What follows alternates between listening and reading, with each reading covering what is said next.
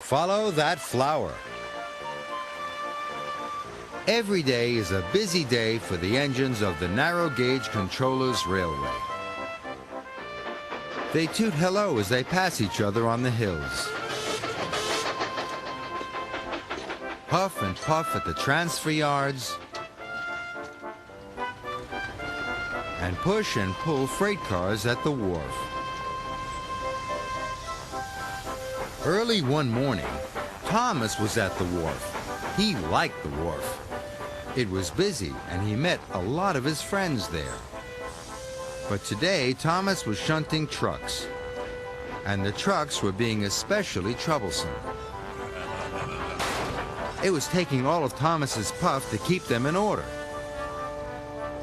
Then James arrived. "I am to collect a car of flour to make cakes and bread for the children's harvest festival supper," tooted James. "I wish Sir Topham Hatt had given me that job," chuffed Thomas. "It would be so much more fun than shunting troublesome trucks." James was feeling very pleased with himself. "First, I have to take on water," he whistled grandly. "Please shunt the flour car over for me, Thomas." Thomas didn't want to shunt any more cars. It meant his job would go on for even longer. "Bossy boiler," he puffed. Thomas found the flour car outside the warehouse. He wanted to move James's car as quickly as he could, so Thomas wasn't taking care. He biffed the car very hard, and the door came loose. But Thomas didn't see. An idea had flown into his funnel. "I'll hide James's car. Then Bossy Boiler will have to find me."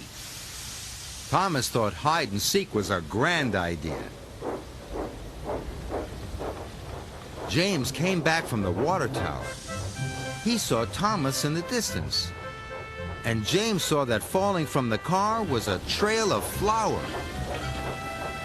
"Stop, Thomas!" whistled James. "Flour is falling out of your car!" But Thomas was too far away to hear. Thomas puffed into the warehouse to find somewhere to hide. More and more flour fell from the car. James chased after Thomas. Thomas heard him coming. "How does he know where I am?" thought Thomas. "Thomas! The flour!" whistled James. But Thomas couldn't hear him. "James won't find me this time," he thought. Thomas was having fun. Thomas found another good place to hide. "James will never find me here," he hooted happily. But then he heard James's whistle again. "Bust my buffers," chuffed Thomas. "He's found me again." So Thomas puffed off. Thomas had reversed behind some freight cars. "James will never find me here," he tooted cheerily. But just then, he saw James come around the bend. "Thomas!" puffed James. He was very cross.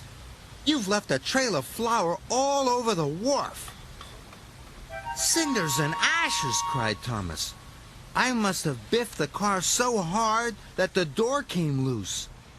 Thomas didn't feel cheery anymore. "If I've lost all the flour, there'll be no cakes and bread for the children's harvest festival supper," he wished sadly. "I'm sorry, James," he chuffed. "I'll get you another car of flour. Then you won't be late for the children." Thomas raced away. Thomas puffed and he huffed. He wheeshed and he whooshed. He had to get to the mill as fast as he could. Then there was trouble. When Thomas arrived at the mill, it was closed. Thomas looked around. He could only see empty flour cars.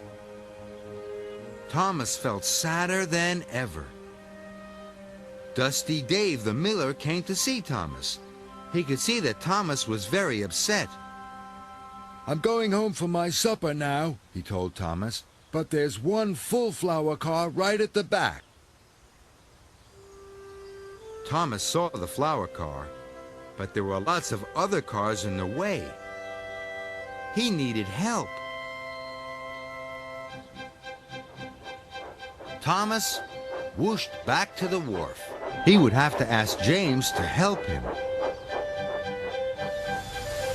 James was waiting. He was still very cross. Thomas pulled up alongside him. James, I know you tried to tell me about the flour, and I know I was silly, but now I need your help. James knew that Thomas was sorry, and he knew Thomas needed his help. So they set off for the mill. James and Thomas worked hard. There were lots of freight cars to shunt. But they worked well together, and soon the flour car was coupled up to James. And he raced off. Thomas felt proud of his friend. Later that evening, Sir Topham Hatt stood by a table of wonderful breads and cakes. The children were very excited. Thomas puffed by on his way home. "Well done, James," he tooted. And James tooted back. Thomas was pleased James was his friend again. And Thomas smiled all the way back to Tidmouth Sheds.